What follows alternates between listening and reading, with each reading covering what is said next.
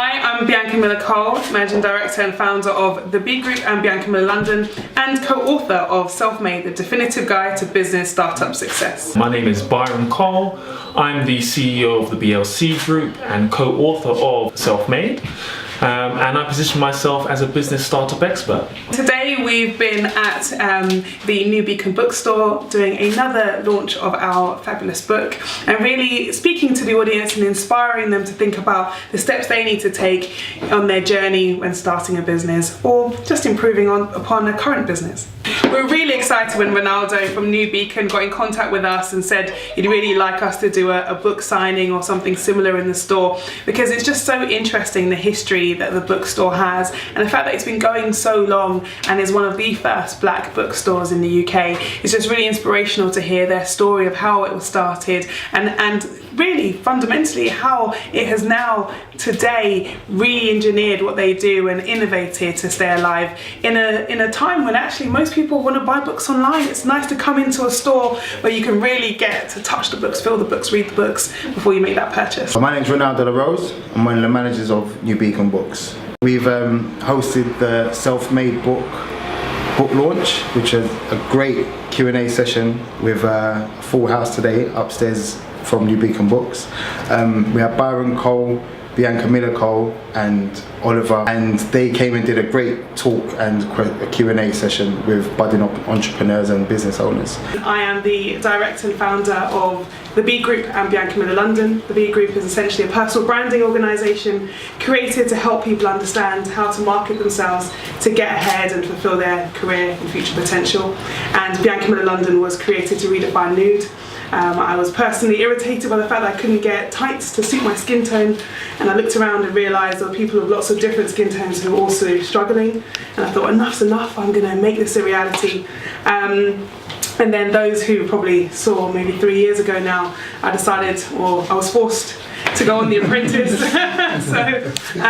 I say forced, he encouraged me strongly by printing the application and sending it by WhatsApp, email and text, because I wasn't really interested in going on TV. For those of you who do watch it and are missing it tonight, well done you. This is absolutely the better place to be. You know, going on The Apprentice obviously is a scary thing. You know, 80,000 people apply, 8 million people watch you every week, and you're stuck on a show with 19 slightly unhinged business people, all competing for £250,000. So it wasn't my first kind of thing, I know I should go on TV, that wasn't really the desire. However, I really wanted to redefine nude and make that a reality. So that's kind of my journey in a nutshell. So now I guess I do lots of talks across the country about personal branding. I have a phenomenal list of clients, Accenture, EY, PwC and lots of universities and so on. And I love what I do, but what I love, I guess even more than that, is when I'm out and about and I meet people who are so inspired to do something, whether that's career focused energy or whether that's entrepreneurship. People really want to they have an idea and they want to make it a reality, and I love the fact that I can be a part of that in some people's journey. So that's me in a nutshell. Byron? Yes, thank you. I grew up in northwest London, in one of the largest council estates in Europe. I then moved to southeast London, but I went to school in North London as well, so I commuted probably 2 hours or so for that. So a bit of a commitment there. Then I failed my GCSEs, unfortunately, didn't do very well in that. Then went to college and university, and there was a pattern that was reappearing. And when I was in school, I would sell sweets to my peers. When I was in college, I would sell CDs. When I was in university, I would sell cars. Then I moved on to selling property. From there, if I fast forward several years, I'm now the CEO of the BLC Group that has a construction recruitment company. If I give you some context on where we started, in our first year we turned over 3.5 million. I have a luxury chauffeur business, so I own lots of luxury cars from Rolls Royces, Bentleys, Range Rovers and so on. I have one of the largest printed publications in the UK. I'm a school governor, I do mentoring for Greenwich University, Brunel University, and that's just a very short synopsis of who I am and what I do. We wanted to create a book that was by entrepreneurs, for entrepreneurs, that really created that dialogue and gave you the information you need to know chapter by chapter with reference to what you should do and when you should do it. And we've also brought on site some experts as well, so we've got Oliver here as well, so he's a trademark lawyer and trademark expert. We've got RBS, the bank, so they contributed their expert opinions. We've got Lex Sterling involved, and they're a top law firm. So we've got all these experts just contributing their expertise and their knowledge into the book as well. In addition to that, we've also got self-made people in the book. So we interviewed Alicia Dixon, who I'm sure most of you know from Britain's Got Talent and from her career as a pop star. And we really illustrated from her that actually you can be self-made as a personal brand. Personal branding is a very big part of what I like talking about. But actually, Alicia Dixon is a very good example of someone who has continued to rebrand themselves and has started out as a pop star and has changed into a judge and a celebrity and a fashion brand and so on. We also have Jay Shetty, who is a blogger and has 600 million views on his videos, so really illustrating what it is to build a social media brand or to be a blogger. Because a lot of books out there didn't really concentrate on that. That wasn't a job before. That wasn't really something that people did. And so we really utilised his knowledge and experience to show people what it is to build an online brand. Hi, my name's Oliver Ows and I'm the Managing Director of Trademark Wizards. We're a firm of trademark attorneys and basically we protect and enforce people's intellectual property rights, but in particular trademarks, designs and copyrights. I'm here today basically to support Bianca and Byron. I've got involved with Self-Made because Self-Made is targeted at the very entrepreneurs that I love to advise, which are innovative, ambitious business owners that want to grow their business, but you know, they're on a shoestring budget. So I set up Trademark Wizards as a disruptor into the market. So I've undercut every other trademark lawyer in the whole of the EU.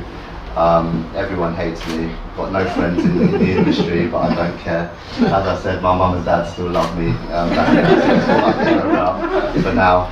And yeah, so we search trademarks, we clear trademarks, we register trademarks, and we enforce trademarks as well. And if you happen to have started using a name that somebody else might claim to own, we can defend your position. Some of us have been in that position a couple of times, but we always win. We always win. Yeah, and that's me. Does everyone know kind of what a trademark is? Just so, yeah, okay, fantastic. How much do you think a trademark costs, just kind of approximately? 100,000. That 1,000? Couple of thousand? £150. £150. He's done that. He's done this before. So basically, people think getting a trademark is an expensive exercise. They think it's like polo. They think it's a rich man's sport to get into.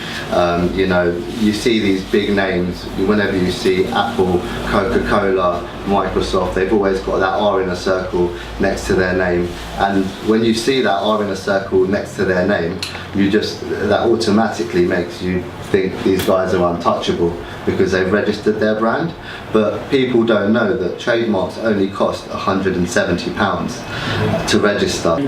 That trademark lasts for 10 years. So if you do the maths, that's £17 a year. If you can get that R in a circle next to your name, people take you as a serious outfit, and it does give you that little bit more respect from people that are thinking of using your products or your services.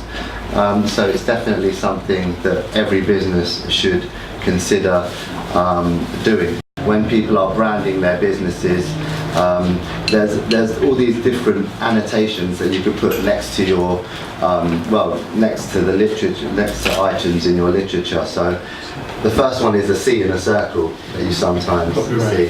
So that's copyright. So you put that next to anything that is sort of providing a statement as to when your copyright works were created. So that's your literary works, artistic works, musical works, and dramatic works as well, and also your website content. The reason that copyright is important is because if somebody copies your literature or your you know, the arrangement on your website, or the text on your website, or sometimes your designs, or even your music, you need to prove in court when you sue them that that was you that created that work. But now, I mean, sometimes people post things to themselves, so they've got the date stamp of the envelope, but nowadays it's all recorded on your digital files. But yeah, I mean, you can put the C in a circle there.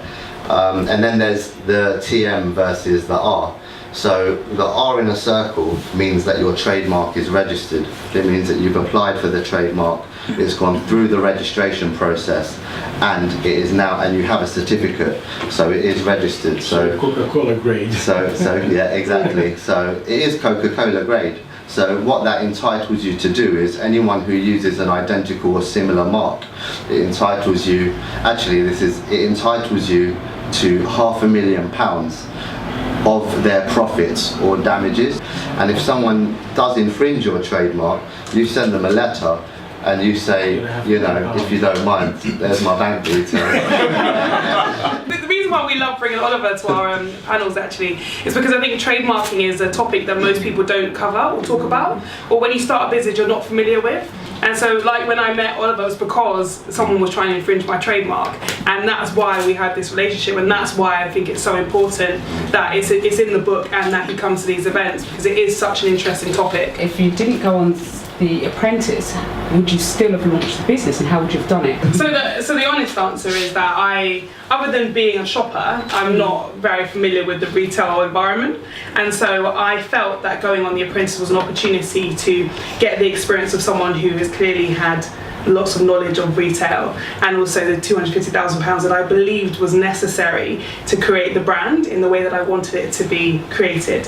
So that was my reason. I thought it would be a great opportunity to, one, talk about the fact that nude was so very badly represented, but two, to actually get the partnership with someone who has that knowledge and that retail experience. So that was the reasoning. But then when I didn't win, the next day... You didn't need to. Yeah. It's easy to say that now with hindsight, but the next day I had that choice. Do I need to or want to start a second business with still only having limited retail knowledge, or do I want to continue with my first business which already had great clients and so on? Did I need the stress of having two businesses? And I wasn't sure. There was a few months where actually I wasn't sure if it was a good idea, and I remember going and pitching to some of the department stores, and one of the department stores in particular saying to me, I don't really get it, Bianca, is this necessary?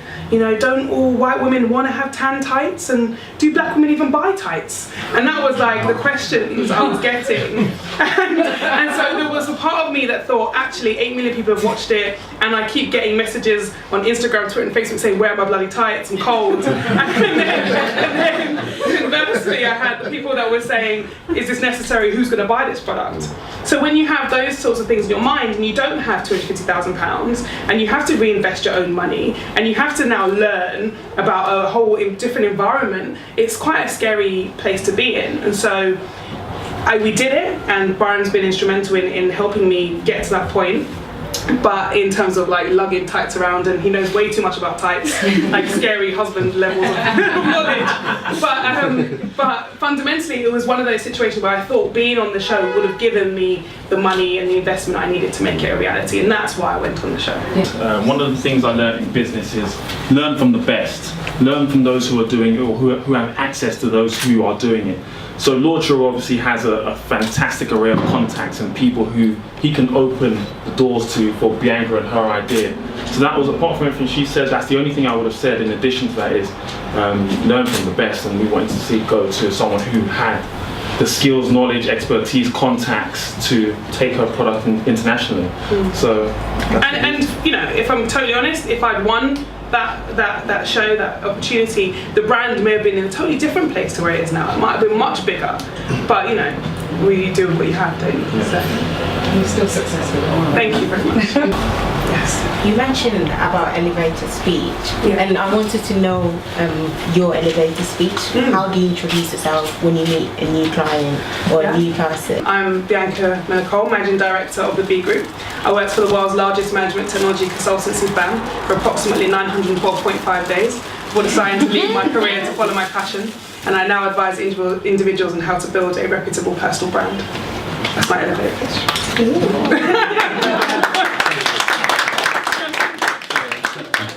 One of the reasons we wrote the book actually was to inspire people and to help them along their business journey.